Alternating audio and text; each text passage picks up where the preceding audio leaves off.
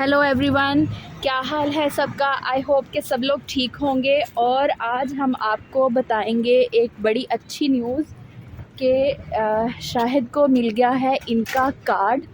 और ये बताएंगे आपको कि इनको जो टर्किश कार्ड है वो कौन सा मिला है। कार्ड तो इनके पास खैर ऑलरेडी भी है, एक नहीं दो। और लेकिन अब हम आपको ये दिखाएंगे कि थर्ड वाला कार्ड जो शाहिद ने लिया है वो कौन सा है। आज उधर चल के बैठते हैं, कॉफी शॉफी पीते हैं। Let's go. आपको दिखाते हैं।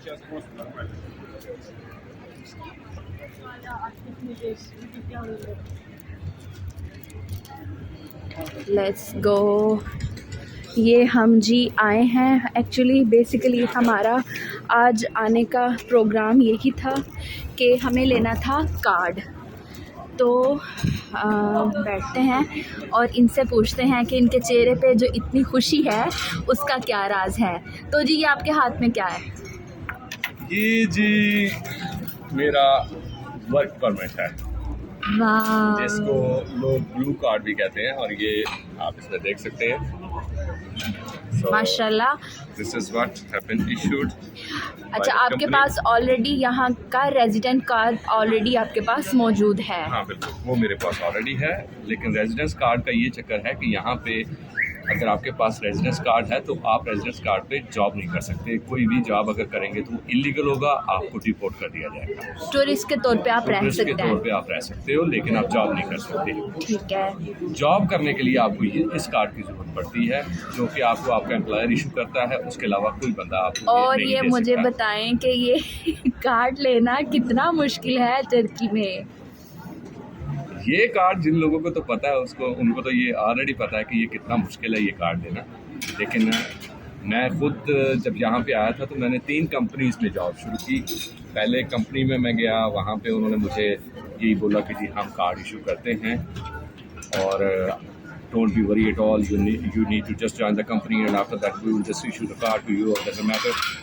बट 2 माह बाद भी जब मुझे उनकी तरफ से कार्ड का कोई भी खुशखबरी नहीं मिली तो कोई कार्ड ने सलाम दुआ नहीं की? बिल्कुल। कार्ड छोड़े, कार्ड देने वाले ने भी नहीं की, क्योंकि ये इतना आसान नहीं है इशू करना। बेसिकली यहाँ पे लोग जो होते हैं, जो भी आपको जॉब ऑफ़र करते हैं या जब भी आप अप्लाई करते हो तो वो आपको कहते तो हैं कि हम आपको कार्ड दे देंगे, लेकिन जो इनके रूल्स हैं उसके अकॉर्डिंगली उनको फुलफ़िल करना मुश्किल होता है। ऐसे ही मैं ठीक कह रही हूँ? Exactly.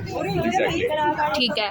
और आप हमें पहले ये बताएं कि फ़र्स्ट ऑफ़ ऑल तो मुझे ये नहीं समझ आ रही थी कि आपने ये कार्ड, ये जो आपकी बुक है इसमें आपने सीधी पकड़ी है या उल्टी पकड़ी है? ये मैंने सीधी क्योंकि पकड़ी है। एक तरफ से वो ये सीधी लग टर्किश है, रही है। लेकिन इस साइड पे ये इंग्लिश है। मैं इंग्लिश पढ़ रहा हूँ, इंग्लिश इस हिसाब से लिखी हुई है।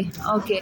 तो अच्छा, आपको कार्ड तो खैर चले मिल गया, आपको बहुत मुबारक हो। लेकिन आप मुझे ये बताएं कि आपने ये प्रोसेस कब स्टार्ट किया था, कितने अरसे का ये प्रोसेस है, और क्या वाकई ही यहाँ पे कार्ड लेना इतना मुश्किल है जितना?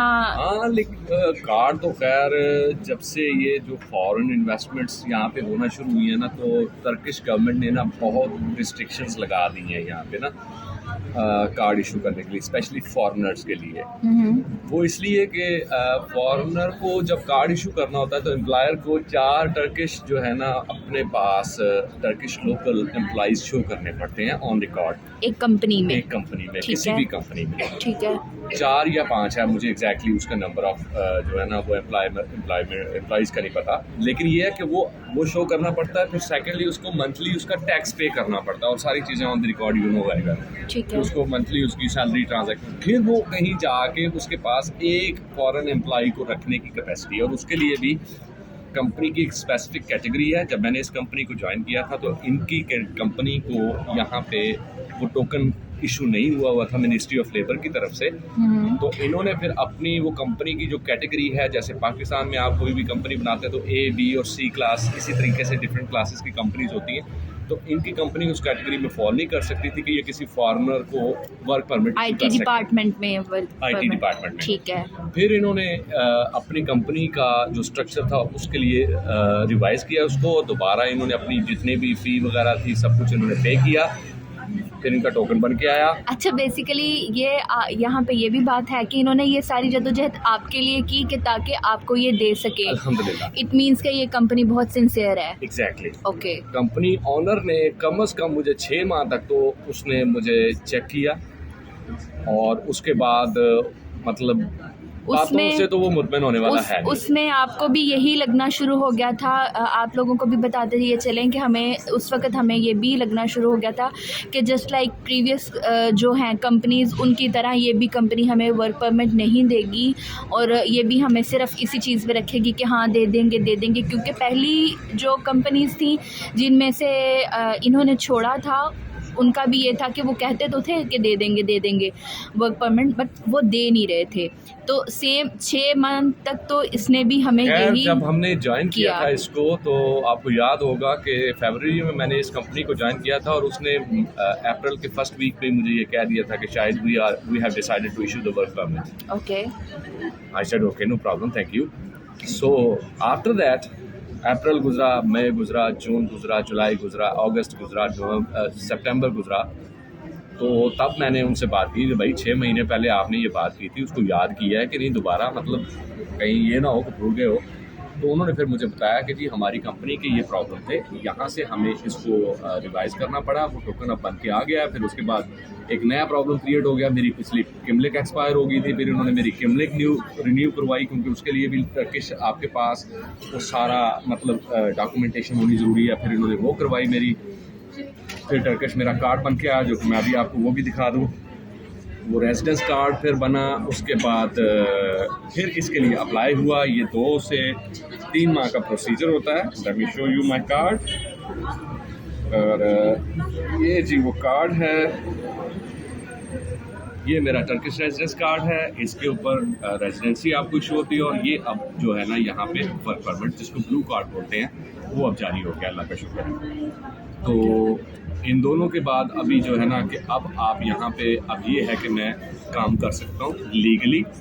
और एक और मुझे बात बताएं कि 5 इयर्स के बाद टर्की जो है वो नेशनैलिटी दे रहा है। हाँ, ठीक है। हाँ। लेकिन मुझे ये बात बताएं कि जो आपका पहला साल गया विदाउट वर्क परमिट, Exactly. क्या वो ऐड होगा इसमें या नहीं होगा? नहीं, वो नहीं होगा। मैं आपको वो बताता हूँ। जब आपकी टर्किश रेजिडेंसी होती है ना, टेम्परेरी रेजिडेंसी, तो आप खुद ही सोच लें कि उसके ऊपर ही उसके नाम से जाहिर है कि वो टेम्परेरी रेजिडेंस कार्ड है।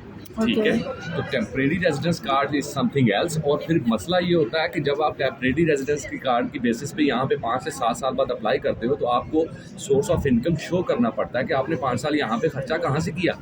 अदरवाइज ये आपको एक्सटेंशन नहीं देंगे। ओके। क्योंकि legally you need to show some kind of transaction that you were having during that time period which you spent over here. उसमें ये है कि आपको वो सारी लीगल मैटर्स हैं, और उसमें बहुत ज़्यादा चांसेस होते हैं कि आपकी एप्लीकेशन रिजेक्ट हो जाएगी नेशनैलिटी के लिए। अगर आप अपना बिजनेस शो नहीं करवाते, जो और 100% वो जेन्युइन होना चाहिए, कोई फेक डॉक्यूमेंट्स नहीं होने चाहिए, अदरवाइज़ आपकी डेफिनेटली वो रिजेक्ट हो जाएगी। ये जो लोग कहते हैं ना, मेरे माइंड में एक बात ये आई है कि कुछ लोग यहाँ पे हैं, एजेंट्स ऐसे बैठे हुए हैं जो लोग कहते हैं कि भाई आप हमें सिर्फ पैसा दें, हर तरह के डॉक्यूमेंट्स हम बनाएंगे, और एट दी एंड वो रिजेक्ट हो जाती है। हमें नहीं मिले थे, ऐसे मिलते हैं। वही कितने लोग हैं वो जी आप $1,000 पे कर दें, $500 पे कर दें, आपका काम हो जाएगा, लेकिन नहीं होता। ये सब 2 नंबरी है। आपको प्रॉपर तरीके से यहाँ पे काम करना होगा। हाँ, अगर मैं एक चीज़ जानता हूँ कि अगर आपके अंदर हुनर है, आपके अंदर लगन है काम करने की, और आप एम्प्लॉयर को दिखाते हो कि भाई मैं आपके लिए वर्दी हूँ, तो वो डेफिनेटली नहीं चाहेगा कि आपको छोड़े। वो आपके लिए जो कुछ करना पड़ेगा, जैसे कि मेरे एम्प्लॉयर ने मेरे लिए किया, वो कर रहा है। और ये एक बहुत बड़ा टेक्सटाइल ग्रुप है जिसके लिए मैं काम कर रहा हूँ। ओके।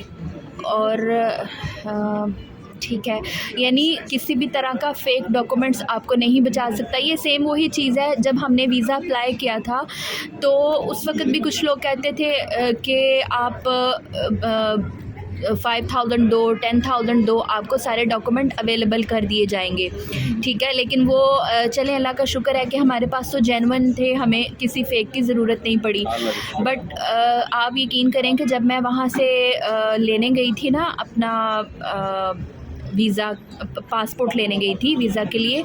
तो वहाँ पे एक मुझे वो आदमी वहाँ पे मैंने बाहर उसको रोते हुए देखा, ठीक है। तो वो ना अपने उसके पास उसके साथ उसका दोस्त था, तो उसको तसल्लियाँ दे रहा था और वो साथ में आपस में, मैंने सारी बात तो नहीं सुनी, लेकिन वो उसको कह रहा है कि यार मैंने एजेंट को इतने पैसे दिए और एट दी एंड रिज़ल्ट क्या निकला है कि वीज़ा पे रिजेक्शन लग के आई है। तो हमेशा फिर डॉक्यूमेंट्स पे जाएं, हमेशा जो सही चीज़ है लीगल तरीके से जाएं, और मेहनत शर्त है किसी भी चीज़ को पाने के लिए, ठीक है।